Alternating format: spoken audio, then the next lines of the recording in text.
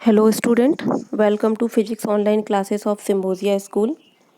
Today we will discuss about friction, methods of reducing friction, circular motion, bending of a cyclist, and last topic is car on a level circular road. So friction. In last video we had studied about friction. There are four type of friction: static friction, limiting friction, rolling friction and sliding friction. In this video we will study how friction is necessary evil.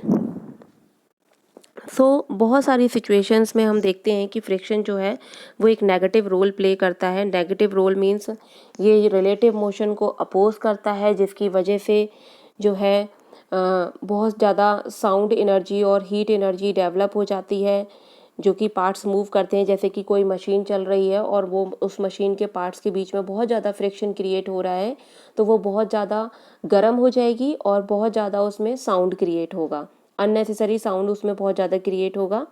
तो ये क्या करता है, ये एक तरीके से energy को वेस्ट कर रहा है साउंड में और हीट में, अगर बहुत ज़्यादा फ्रिक्शन क्रिएट होता है. तो मशीन्स में बहुत ज़्यादा जब फ्रिक्शन क्रिएट होता है, ऑटोमोबाइल्स में बहुत ज़्यादा फ्रिक्शन क्रिएट होता है, तो मशीन्स के पार्ट्स जो हैं वो टूट जाते हैं या घिस जाते हैं.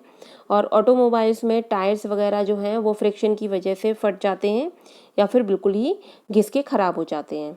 बहुत सारे प्रैक्टिकल सिचुएशन में जो है वो फ्रिक्शन जो है वो एक नेगेटिव रोल प्ले करता है, बट फ्रिक्शन हमारे लिए बहुत ज़्यादा इम्पॉर्टेंट भी है और ये हमारे लिए बहुत ज़्यादा यूज़फुल है. अब यूज़फुल कैसे होगा कि अगर फ्रिक्शन नहीं होगा तो मशीन्स में, ऑटोमोबाइल्स में उनके मोशन को स्टॉप करने के लिए या उन्हें बंद करने के लिए ब्रेक्स का जो हम यूज़ करते हैं, वो ब्रेक्स हमारे फ्रिक्शन की वजह से ही अप्लाई हो पाते हैं. अगर फ्रिक्शन नहीं होगा तो ब्रेक्स जो हैं वो नहीं लग पाएंगे, वो स्लिप हो जाएंगे और मशीन नहीं रुकेगी. विदाउट फ्रिक्शन हम अर्थ पे मूव नहीं कर पाएंगे. हमारे मूवमेंट के लिए भी क्या चाहिए, फ्रिक्शन चाहिए. अगर सपोज करिए कि हम चलते वक्त अपने पैर से जब हम अर्थ को पीछे की तरफ पुश करते हैं, तो वहाँ पर एक पॉइंट के लिए, एक पर्टिकुलर एक इंस्टेंट के लिए हमारा जो पैर है वो अर्थ के कांटेक्ट में आता है, यानी कि वहाँ पर एक स्टैटिक फ्रिक्शन क्रिएट हो जाता है. अब सपोज करिए कि अर्थ के कांटेक्ट में आते ही हमारा पैर स्लिप कर जाए, स्टैटिक फ्रिक्शन वहाँ पर क्रिएट ही ना हो पाए, पैर स्लिप कर जाए. जैसे कि बरसात के दिनों में जब पैर स्लिप कर जाता है कीचड़ के ऊपर से, तो वहाँ पर फ्रिक्शन क्रिएट नहीं हो पाता, और जब फ्रिक्शन नहीं क्रिएट हो पाता तो हम चल नहीं पाते हैं, बल्कि हम गिर जाते हैं. तो फ्रिक्शन हमारे चलने के लिए भी बहुत इम्पॉर्टेंट है. अगर कोई स्लिपरी रोड है तो विदाउट फ्रिक्शन आप किसी भी कार को या किसी व्हीकल को आप मूव नहीं कर सकते. तो मूवमेंट के लिए भी क्या है, फ्रिक्शन वहाँ पर नेसेसरी है. किसी भी ऑर्डिनरी रोड पर अगर फ्रिक्शन क्रिएट नहीं होगा रोड्स के सरफेस में और टायर्स के बीच में, तो हम किसी कार को एक्सेलरेट भी नहीं कर पाएंगे या हम उसकी कार की वेलोसिटी है उसको इंक्रीज़ नहीं कर पाएंगे. तो बहुत सारे प्रैक्टिकल्स में हम देखते हैं कि फ्रिक्शन हमारे लिए बहुत ज़्यादा इम्पॉर्टेंट है. फ्रिक्शन नहीं होगा तो आप चॉक से ब्लैक बोर्ड पर नहीं लिख सकते. जब हमारे पास फ्रिक्शन है, फ्रिक्शन जैसी प्रॉपर्टी है, तभी हम चॉक से ब्लैक बोर्ड पर लिख सकते हैं, पेन से पेपर पे लिख सकते हैं. अगर सपोज करिए कि आप चॉक को ब्लैक बोर्ड पर रखें और चॉक ब्लैक बोर्ड पर स्लिप कर जाए, स्टैटिक फ्रिक्शन क्रिएट ही ना हो, चॉक बार बार स्लिप कर जाए या फिर आपका पेन पेपर पे बार बार स्लिप कर जाए, तो आप वहाँ पर कुछ भी नहीं लिख पाओगे. तो फ्रिक्शन लिखने के लिए या राइटिंग के लिए भी बहुत ज़्यादा इम्पॉर्टेंट है. नेक्स्ट है मेथड्स ऑफ रिड्यूसिंग फ्रिक्शन. अब बहुत सारे ऑटोमोबाइल्स हैं, मशीन्स हैं, जिसमें कि बहुत ज़्यादा जब फ्रिक्शन क्रिएट हो जाता है तो उस फ्रिक्शन को रिड्यूस करने के लिए हम क्या क्या कर सकते हैं. तो इन फ्रिक्शन को रिड्यूस करने के लिए हम लुब्रिकेंट्स का यूज़ करते हैं. लुब्रिकेंट्स क्या होते हैं, एक तरीके से एक ऑयलिंग या ग्रीसिंग जो होती है, या सेमी सॉलिड एक सब्सटेंस होता है जिसको कि हम मशीन्स के पार्ट्स के बीच में लगा देते हैं, जिसकी वजह से जो फ्रिक्शन है वो बहुत कम क्रिएट होता है. तो इन लुब्रिकेंट्स का यूज़ किया जाता है फ्रिक्शन को कम करने के लिए, या फिर सिंपली हम ऑयलिंग कर देते हैं. जैसे दो पार्ट्स हैं और उन दोनों पार्ट्स के बीच में थोड़ा सा ऑयल डाल दीजिए, तो वहाँ पर वो ऑयल जो है वो दोनों पार्ट्स जो कि एक दूसरे से टकरा रहे थे उनके बीच में अपनी एक लेयर बना लेता है, और ये लेयर उन दोनों सरफेसेस को डायरेक्ट कांटेक्ट में नहीं आने देती है, जिसकी वजह से वो दोनों सरफेसेस एक तो घिसते नहीं हैं और उनके बीच में फ्रिक्शन भी क्रिएट नहीं हो पाता है इस ऑयलिंग की वजह से। तो ये ऑयलिंग जो है वो फ्रिक्शन को बहुत कम कर देती है। सेकंड है वॉल वेयरिंग। तो फ्रिक्शन को रिड्यूस करने के लिए वॉल वेयरिंग एक बहुत अच्छा मेथड होता है, जिसमें कि ये एक सर्कल है और यहाँ पर बीच में छोटे छोटे बॉल्स लगा दी जाती हैं। अब ये बॉल्स जो हैं वो स्लाइडिंग फ्रिक्शन क्रिएट ना करके रोलिंग फ्रिक्शन क्रिएट करती हैं, and we know that rolling friction is much lesser than sliding friction. तो यहाँ पर जो है वॉल वेयरिंग का यूज़ करके, मशीन्स के बीच में वॉल वेयरिंग का यूज़ करके या ऑटोमोबाइल्स में वॉल वेयरिंग का यूज़ करके इसमें फ्रिक्शन को क्या कर दिया जाता है, रिड्यूस कर दिया जाता है। नेक्स्ट है air cushion. A thin air cushion can be used between the solid surfaces to reduce friction. किन्हीं भी दो सॉलिड सरफेसेस के बीच में फ्रिक्शन को कम करने के लिए वहाँ पर एयर कुशन कर दिया जाता है, यानी कि उन दोनों सरफेसेस के बीच में जो सरफेस एक दूसरे से पहले एक दूसरे से टकरा रहे थे, मान लीजिए कि एक ये सरफेस है और दूसरा सरफेस भी इसी के पास है। अब जब इन दोनों सरफेसेस के बीच में रिलेटिव मोशन होगा, यानी कि एक सरफेस इधर की तरफ जाएगा, दूसरा सरफेस इधर की तरफ जाएगा, तो दोनों के बीच में जब रिलेटिव मोशन होगा तो इस रिलेटिव मोशन की वजह से दोनों सरफेसेस जो कि जिनका कि बहुत ज़्यादा एरिया एक दूसरे के कांटेक्ट में है, ये दोनों सरफेसेस बहुत ज़्यादा फ्रिक्शन क्रिएट करेंगे, जिससे कि जो अप्लाइड फोर्स है वो अप्लाइड फोर्स की एनर्जी वेस्ट होगी हीट एनर्जी में और साउंड एनर्जी में। तो इस फ्रिक्शन को कम करने के लिए क्या किया जाता है, दोनों सरफेसेस के बीच में थोड़ा सा गैप छोड़ दिया जाता है। तो इन दोनों सरफेसेस के बीच में जब गैप छोड़ दिया जाता है तो ये जो गैप है इसमें एयर फिल हो जाती है। तो यहाँ पर एक एयर कुशन अप्लाई हो जाता है, और इस एयर कुशन की वजह से दोनों सरफेसेस डायरेक्ट एक दूसरे के कांटेक्ट में नहीं आ पाते, जिसकी वजह से इन दोनों के बीच में फ्रिक्शन जो है वो अब कम हो जाता है। सिलेक्शन ऑफ मटेरियल से भी फ्रिक्शन कम किया जा सकता है। जैसे प्रॉपर हम सिलेक्शन करें या proper combination of alloy surfaces का कर दें तो हम उससे फ्रिक्शन को क्या कर सकते हैं, रिड्यूस कर सकते हैं। और भी बहुत से मेथड है, जैसे पॉलिश कर दें। मान लीजिए कोई मेटल सरफेस है, आयरन सरफेस है, और आयरन सरफेस जो कि एक दूसरे से कांटेक्ट में है तो वो बहुत ज़्यादा आवाज़ करते हैं, बहुत ज़्यादा साउंड क्रिएट करते हैं, ठीक है, हीट भी बहुत ज़्यादा क्रिएट होती है। तो हम क्या करते हैं, दोनों सरफेसेस पर हम पॉलिश कर देते हैं, जिसकी वजह से वो दोनों सरफेसेस अब डायरेक्ट एक दूसरे के कांटेक्ट में नहीं आ पाते, तो जिसकी वजह से पॉलिश की वजह से वहाँ पर फ्रिक्शन जो है वो रिड्यूस हो जाता है। तो ये कुछ मेथड्स थे फ्रिक्शन को रिड्यूस करने के। नेक्स्ट है सर्कुलर मोशन। सपोज करिए कि जब आप साइकिल चला रहे हैं तो उस वक्त आप पर दो फोर्स लग रहे हैं, एक अपवर्ड डायरेक्शन में और एक डाउनवर्ड डायरेक्शन में। तो जो डाउनवर्ड डायरेक्शन में जो फोर्स है जिसको कि हम वेट कहते हैं, that is equals to mg, and इसका ही इक्वल एंड अपोजिट रिएक्शन जो होता है वो होता है n। फर्स्ट कंडीशन में क्या होता है, n, equal and opposite reaction n है।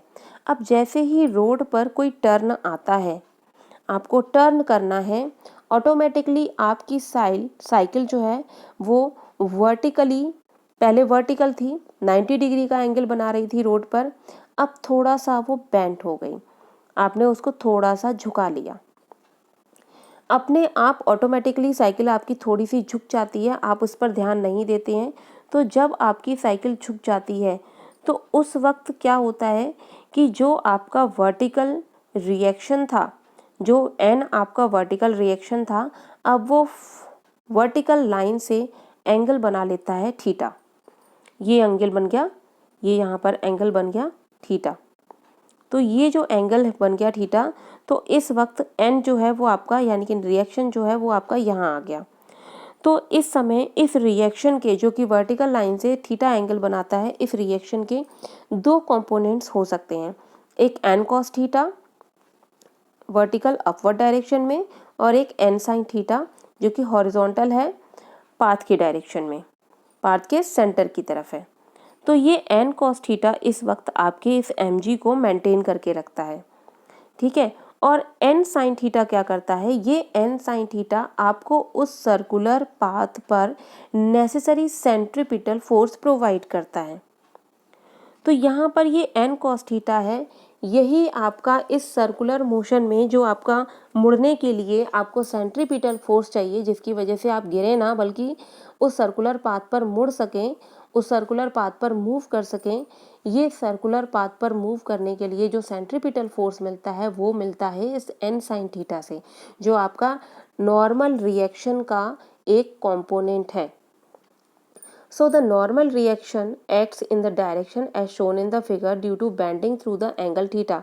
और ये जो नॉर्मल रिएक्शन है, ये जो कंपोनेंट है, वो कंपोनेंट हमें कहाँ से मिला, वो कंपोनेंट हमें इस एंगल से मिला। अगर हम साइकिल को बेंड ही नहीं करते, साइकिल को थीटा एंगल पर नहीं घुमाते, तो हमें ये कंपोनेंट नहीं मिलता। तो बिना घुमाए आप साइकिल को टर्न नहीं कर सकते हैं। अगर आपने बिना घुमाए साइकिल को टर्न किया तो आपको बहुत लंबा रेडियस यूज़ करना पड़ेगा। यहाँ पर जो बेंडिंग है वही हमें सेंट्रीपिटल फोर्स प्रोवाइड करती है। The centripetal force FCP equals to mv² acts toward the centre of the curve. और ये सेंट्रीपिटल फोर्स जो है वो सेंटर ऑफ द कर्व की तरफ, जो ये कर्व बन रहा है इस तरीके का, इसका सेंटर कहाँ है, यहाँ है। तो ये जो कर्व बन रहा है उस कर्व का सेंटर की तरफ ये जो सेंट्रीपिटल फोर्स है वो सेंटर की तरफ होगा। The normal reaction is resolve in two components n cos theta and n sin theta as shown in the figure. So n cos theta and mg are equal and opposite and balance each other. तो ये जो n cos theta है और mg है, ये तो दोनों एक दूसरे को बैलेंस कर देंगे और कैंसिल आउट हो जाएंगे। बट ये n sin थीटा हमें क्या देगा, ये n sin थीटा हमें देगा centripetal force. So n sin theta provides the necessary centripetal force mv²/r to the cyclist. So यहाँ पर इक्वेशन बना लेते हैं, n cos theta equals to mg and n sin theta equals to mv²/r। So if equation 2 upon equation 1 then tan theta, तो sine theta upon cos theta क्या होता है, tan theta. तो ये हो जाएगा tan theta equals to v²/rg।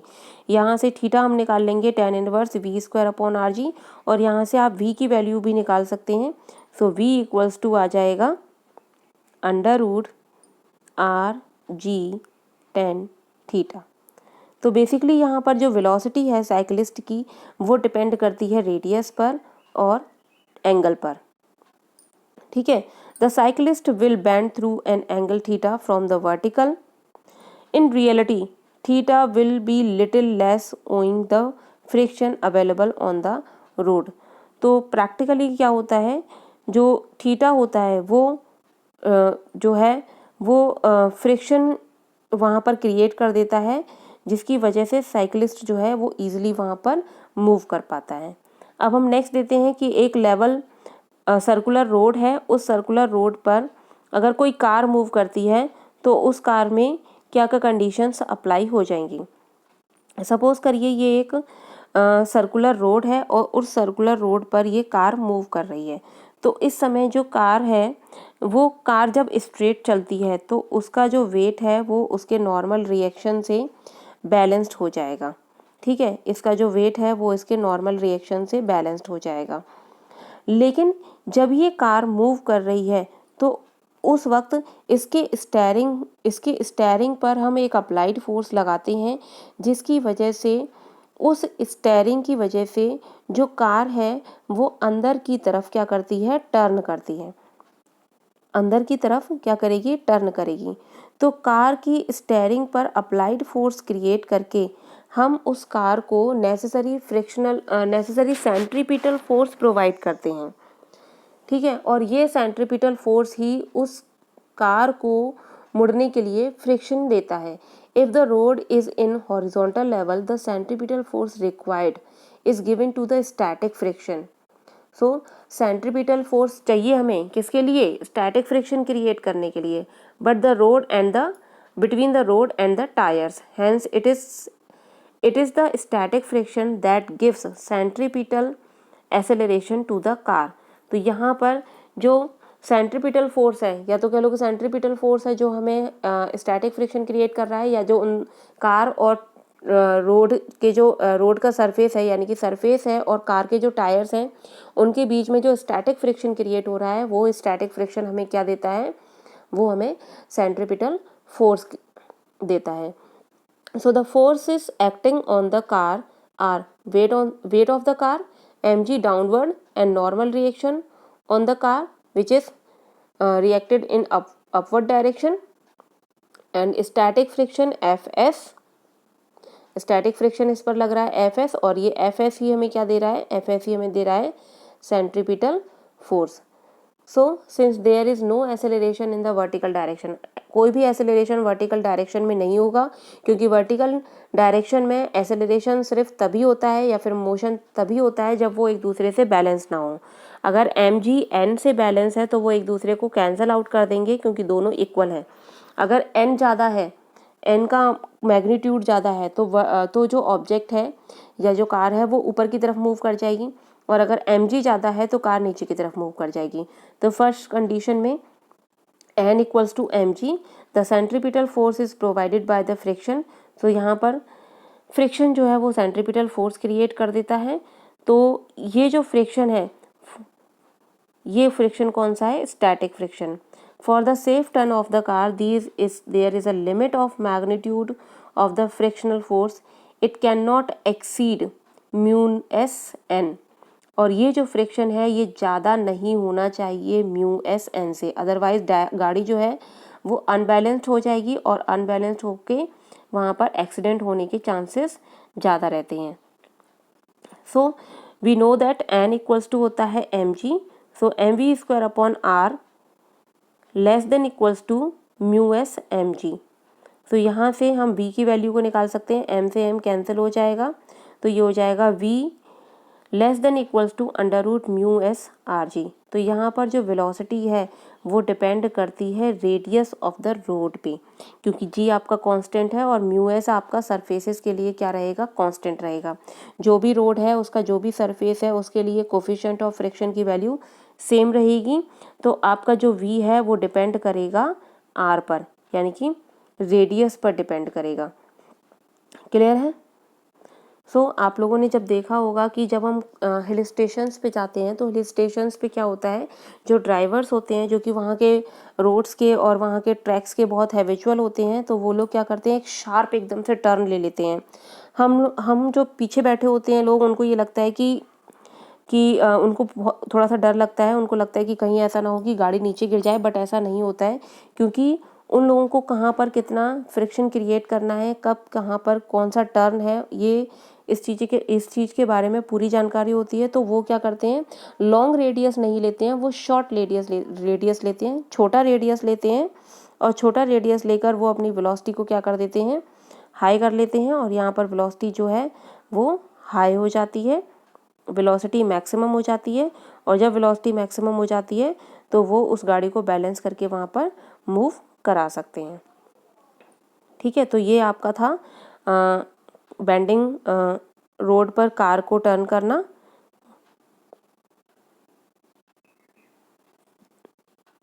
So the above equation gives the maximum velocity that can be negotiated with the given value of mu s and r.